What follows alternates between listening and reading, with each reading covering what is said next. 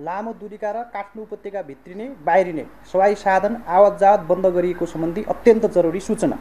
जल तथा मौसम विज्ञान विभागको पूर्वानुमान अनुसार यही असोज 18 देखि 20 गतेसम्म पूर्वमा कोशी प्रदेशदेखि पश्चिममा लुम्बिनी प्रदेशसम्म चट्याङसहित हल्कादेखि मध्यम वर्षा भइरहेको छ। केही स्थानमा भारी वर्षादेखि अति धेरै भारी वर्षा हुन सक्ने सम्भावना रहेको छ।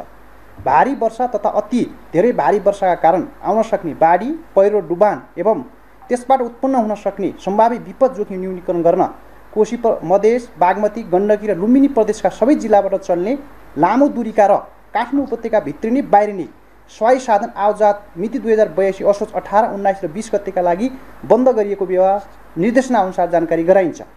उक्त अवधिमा यातायात व्यवसायी लगायत कसैले पनि अत्यावश्यक बाहेकका लामो दूरीका र काठमाडौँ उपत्यका भित्रिने बाहिरिने सवाई साधन नचलाउन, सम्बन्धित जिल्लाका प्रमुख जिल्ला अधिकारी र सुरक्षा निकायले सवाई साधन आवतजावत बन्द गर्न तथा गराउन एवं सोको निरन्तर अनुगमन तथा निगरानी गर्नु हुन अनुरोध गरिन्छ।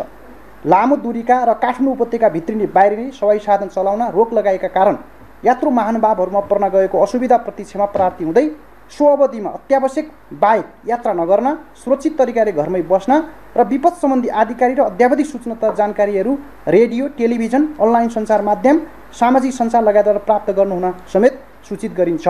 राष्ट्रिय विपद जोखिम न्यूनीकरण तथा व्यवस्थापन प्राधिकरण। धन्यवाद।